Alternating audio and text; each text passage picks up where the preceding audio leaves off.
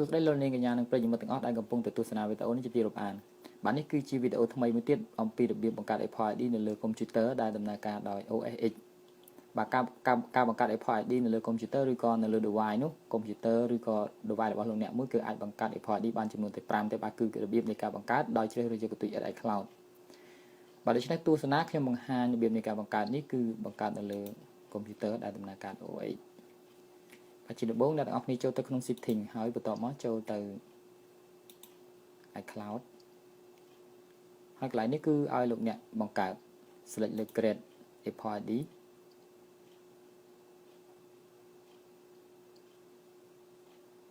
បន្ទាប់មកជ្រើសរើសទីកន្លែងថ្ងៃខែឆ្នាំកំណើត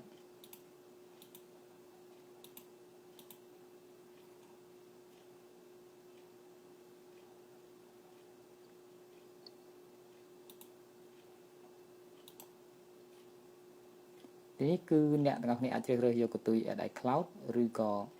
mail ផ្សេងទៀតបាទដូច្នេះពេលនេះយើងអាចយក Edit Cloud ហើយវាបញ្ចូល email ដែលយើងចង់បាន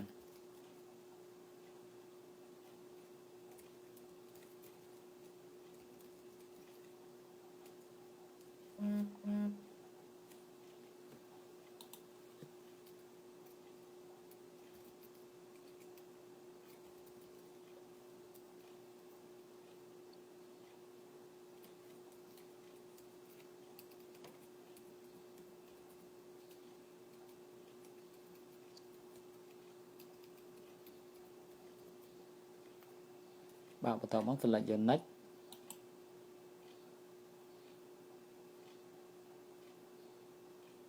បាទកន្លែងនេះគឺអ្នកទាំងអស់គ្នាជ្រើសរើសសំណួរចម្លើយ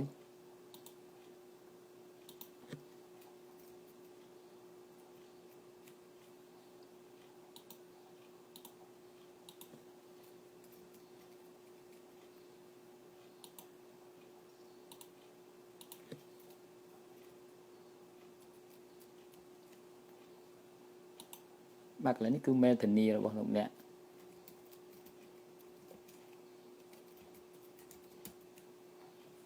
បន្ទាប់មក next ទៀត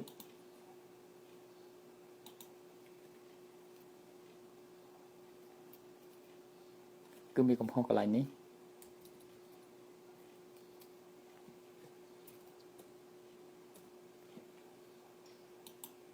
តមកនៅទៀតប្រអប់នេះអ្នកទាំងអស់នេះរើសយកគ្រីសប្រអប់កន្លែងនេះហើយ continue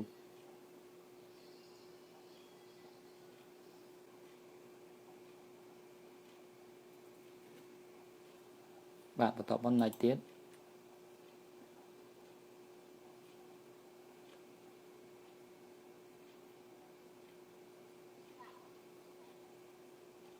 បើវាបញ្ចូលលេខសម្ងាត់របស់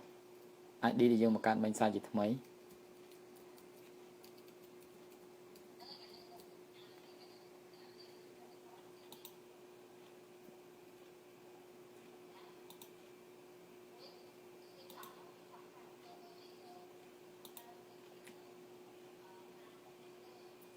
បាទដូច្នេះការបង្កើត Apple ID នៅលើកុំព្យូទ័រនេះគឺបានមួយដំណាក់កាលហើយក៏ប៉ុន្តែយើងមិនទាន់អាច download បានទេដូច្នេះ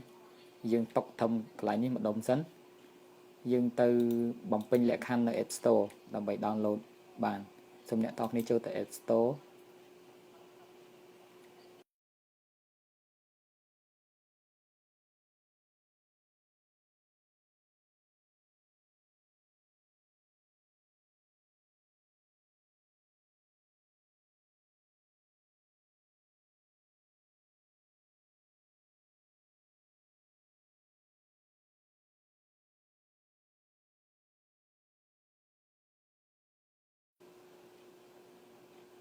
បាទដោយសារតែខ្ញុំធ្លាប់សាញមកចូល account នៅកន្លែងនេះហើយអញ្ចឹងវា load អញ្ចឹង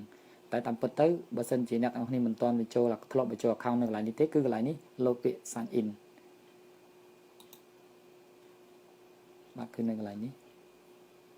account នេះខ្ញុំធ្លាប់បញ្ចូលហើយអញ្ចឹងវាអត់ load ពាក្យ sign in អត់ទេអញ្ចឹងអ្នកទាំងអស់គ្នាចុចនៅកន្លែង account នេះក៏បានដែរពេលដែលបើក App Store មកមានពាក្យ sign in នៅកន្លែងនេះក៏ប៉ុន្តែខ្ញុំធ្លាប់បញ្ចូលម្ដងវាអត់ load ឲ្យទេអញ្ចឹងយើងចុចនៅកន្លែងពាក្យ account នេះក៏បានដែរគឺ load កន្លែងនេះឲ្យយើងវាបញ្ចូល account ដែលយើងបង្កើតមិញហ្នឹងឥឡូវខ្ញុំបញ្ចូល account ដែលយើងបង្កើតមិញ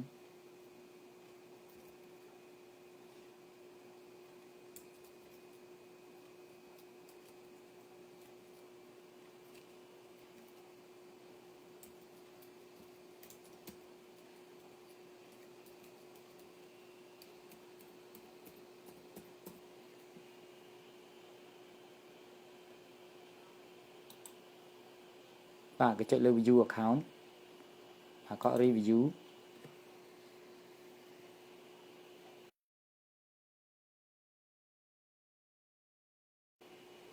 បាទបន្ទាប់មក select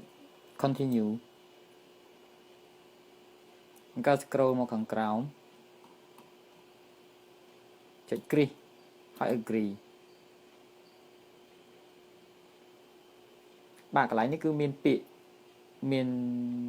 visa card មានអីចឹងសូមអ្នកនរគ្នាចុចលើ none បាទselect ឲ្យចំ none បន្ទាប់មកជ្រើសរើសខេត្តហើយនឹងទីក្រុង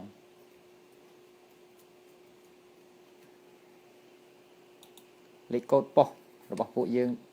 លេខកូដប៉ុស្តិ៍របស់លោកអ្នកបាទលេខកូដប៉ុស្តិ៍គឺរបៀបនេះបាទនៅកូរ៉េហើយអាសយដ្ឋានដាក់អាសយដ្ឋានកាត់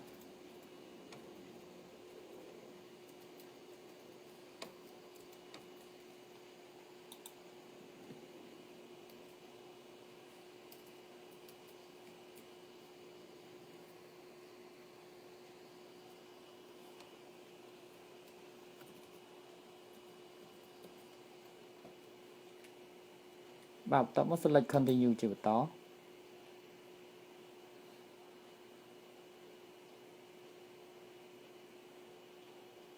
បាទបានចេញបែបនេះគឺបានន័យថាការបង្កើតនេះគឺជោគជ័យហើយ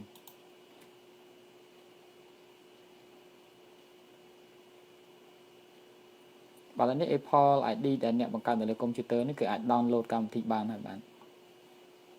អញ្ចឹងយើងសាក download កម្មវិធីអីមួយបើក៏ download Sky បាទយើង download កម្មវិធីណាមួយ free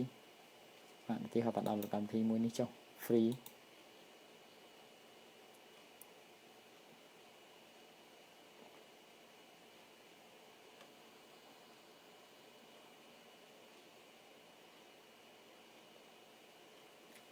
បាទอันนี้គឺអ្នកទាំងគ្នាអាច download បានហើយបាទ